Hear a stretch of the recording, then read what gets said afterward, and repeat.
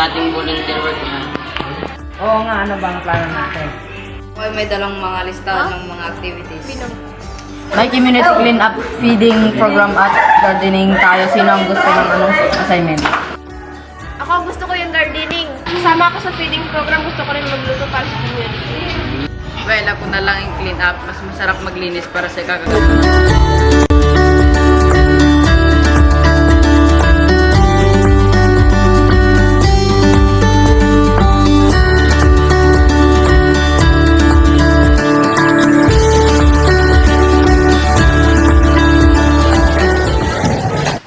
Pagod tayong lahat.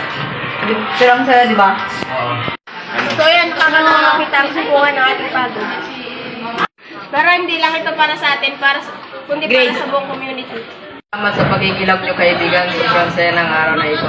Tayong magbigay ng oras at lakas para sa ikabubuti ng lahat sa itong magandang karanasan. Kaya gawin natin yung subukan.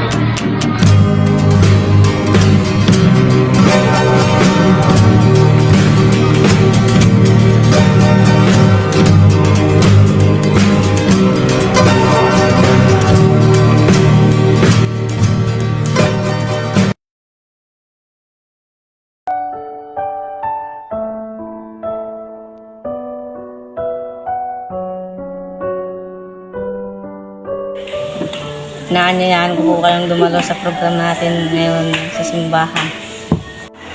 Sige po, Kap. Pwede po ba tayong naman sa ating pagsambahan ng Panginoong Diyos?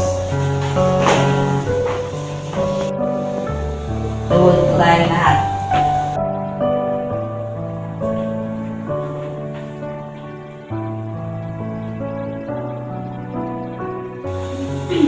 Salamat po sa inyong pagdalaw.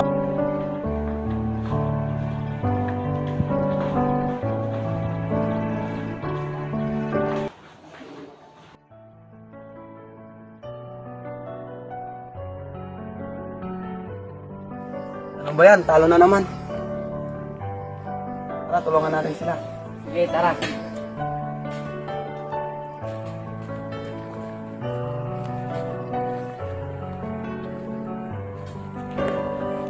Tulungan na namin kayo. Okay, salamat.